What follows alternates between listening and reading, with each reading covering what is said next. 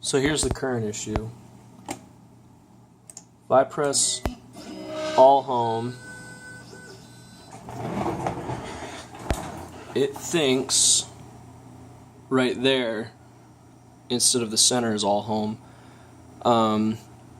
When I tell it to go to the furthest... wrong one. When I tell it to go to the furthest Y value, it will not let me go any further here.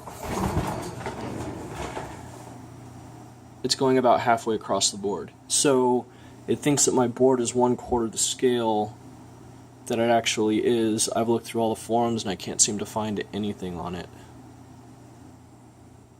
Any ideas? This is a brand new board.